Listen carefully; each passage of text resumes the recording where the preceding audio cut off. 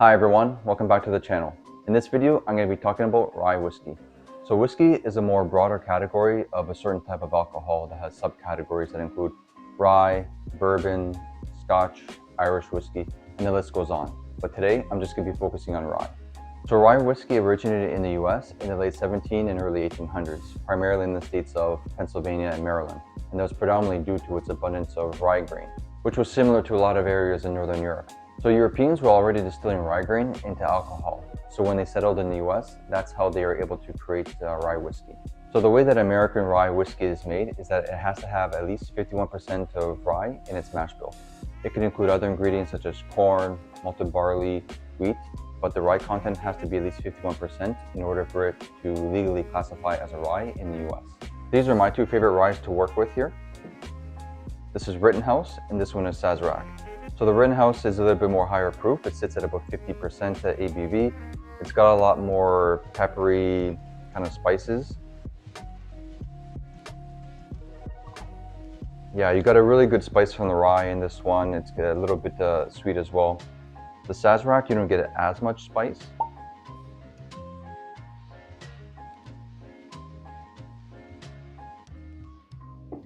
Yeah, the spiciness in this one is toned down a bit.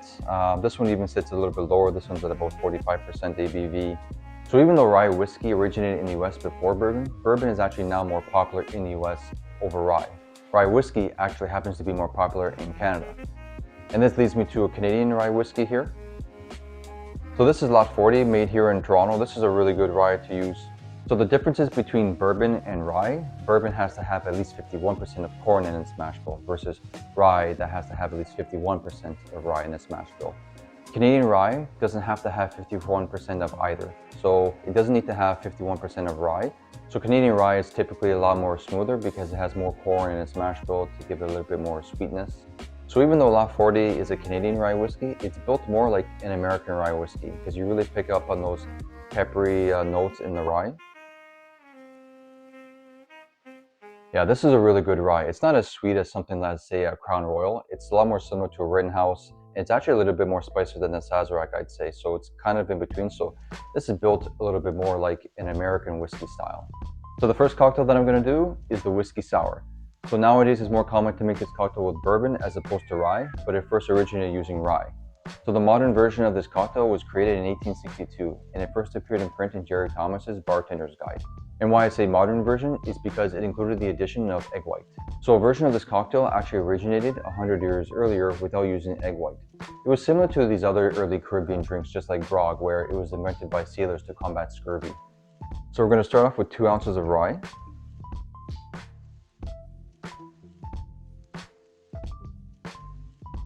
Three-quarters of an ounce of lemon juice. 3/4 of an ounce of simple syrup.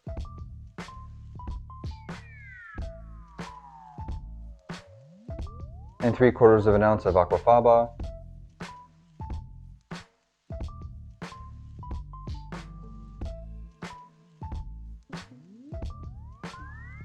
And this is the same Aqaufaba from the Campari and Pisco videos, so again you can freeze and repurpose your Aqaufaba.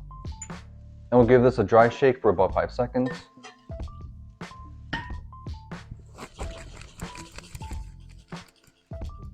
Add ice.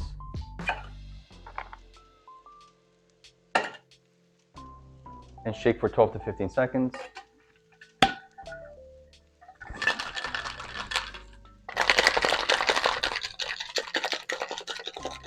Strain into a chilled coupe glass.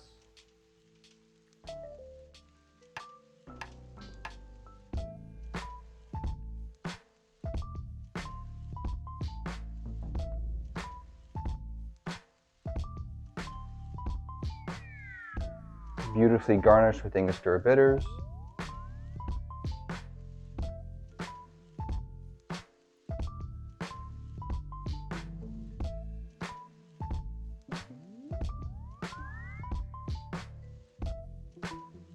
And there you have the whiskey sour.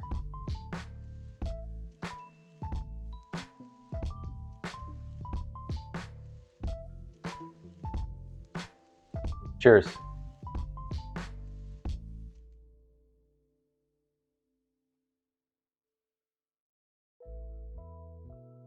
That's a really good, nice, light, simple drink. You get the spiciness from the rye coming through. So I'm a big fan of bourbon, but this is actually pretty good with rye because it's not as sweet as bourbon. It's got a little bit more of that peppery spice and it cuts through some of that sweetness from the simple syrup. So it's a really good balanced drink.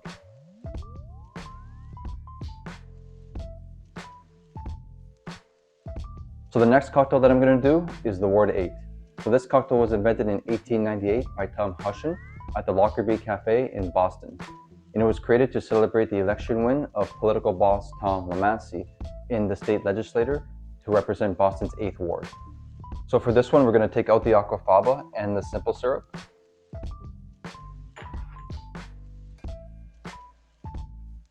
And we're going to add an orange juice and grenadine. So we're going to start off with 2 ounces of rye,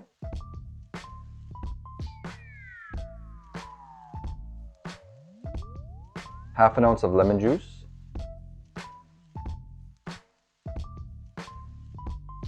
half an ounce of orange juice, and half an ounce of grenadine.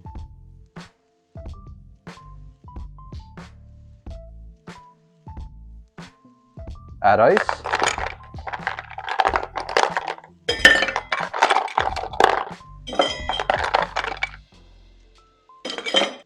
And shake for 12 to 15 seconds.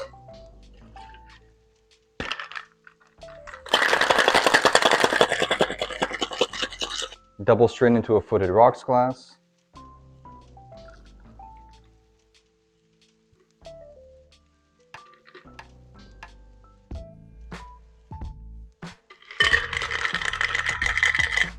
Garnish with an orange and a cherry skewered to a pick.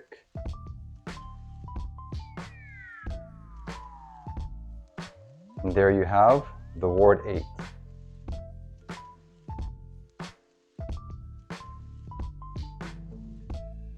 Okay, cheers.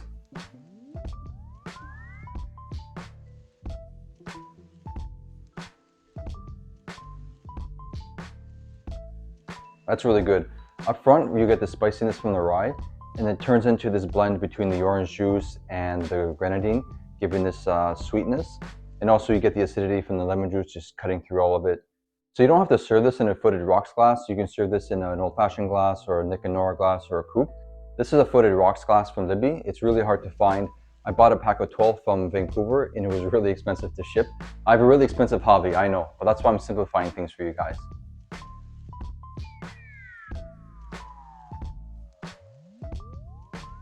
So the next cocktail that I'm going to do is the Rye Tai. So this is a riff on the tiki cocktail, the Mai Tai, and it was invented in the last 10 years or so by Nick Brown at the Spaniard in New York.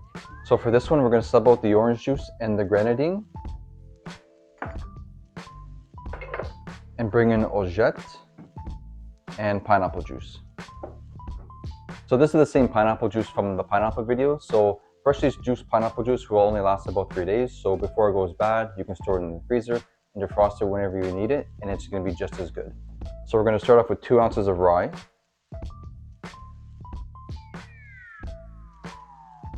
three-quarters of an ounce of lemon juice,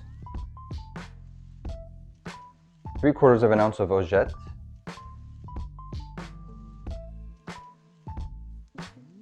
and 3/4 of an ounce of pineapple juice. Then we're going to crush up some ice.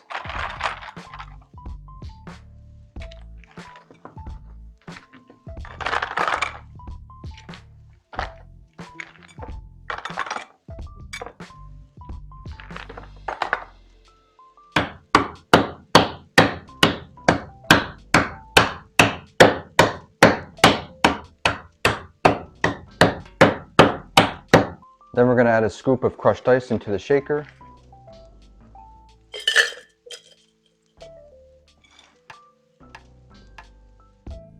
And shake for about 12 to 15 seconds.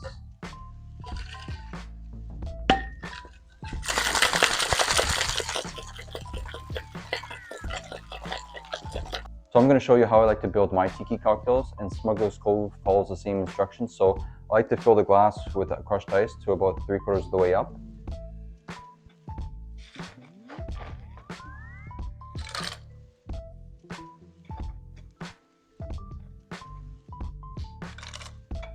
And then we'll just strain this in.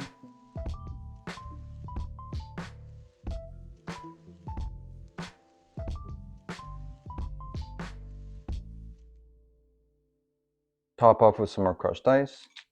Put your reusable straw in. Garnish with a pineapple wedge. And the garnish calls to be topped off with Angostura bitter, so I put it into a dropper bottle. If you use the Angostura bottle, it's just going to go all over the place, so putting it into a dropper bottle gives you a little bit more control.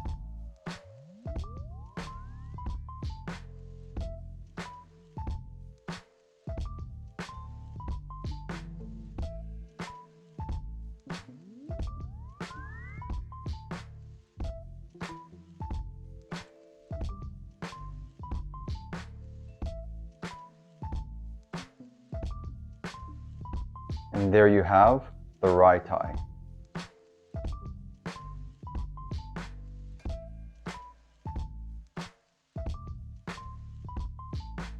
Cheers.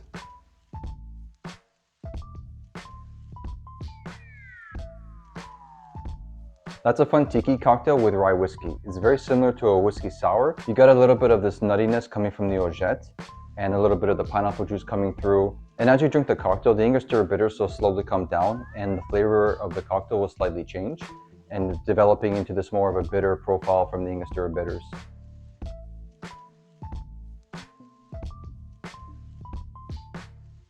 Okay, so that's it for today. Here you have 3 really easy rye cocktails. In this one, you have the Aqaufaba that you can repurpose from the Campari in the Pisco video. In this one here, you have the pineapple juice that you can repurpose from the pineapple video. And in all of these, you have rye and lemon juice. So a lot of the ingredients in these ones are really similar, so you don't have to go out and buy a lot of different products to make these 3 different cocktails. I hope this video was as much fun for you as it was for me. Hit that like and subscribe button, follow me on Instagram for more recipes, and I'll see you in the next video. Cheers!